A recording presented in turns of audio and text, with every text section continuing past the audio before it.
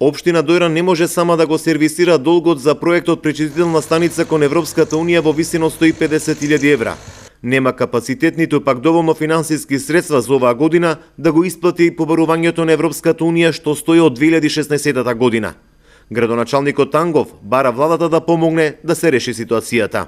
Во овој момент не сме во можност, затоа што се соочуваме со многу проблеми кои што ни доаѓаат и од локални инфраструктурни проблеми кои што се случуваат и од ред други проблеми, од неносењето на урбанистичкиот план кој што во моментов правиме максимални напори да ги донесеме, а со тоа и самата финансиска ситуација не ни е баш сјајна.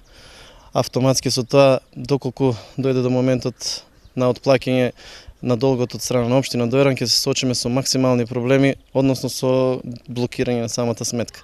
Станува збор за долг од проектот Заштита на Дојранското езеро од програмата за прекогранична соработка со соседна Грција. Европската комисија констатирала дека има прекрашување на постапката за избор на изведувач за реконструкција на пречистителната станица во Дојран. Бил избран поскапиот понудувач за што реагирала чешка компанија.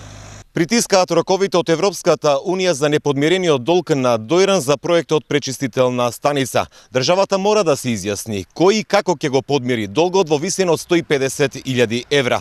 Владата на една од следните седници треба да расправа токму за овој проблем на општина Дојран. Оваа година Дојран треба да отпочне 3 прекогранични проекти со европско знаме, со соседна Грција и еден со Бугарија, вредни 1.200.000 евра.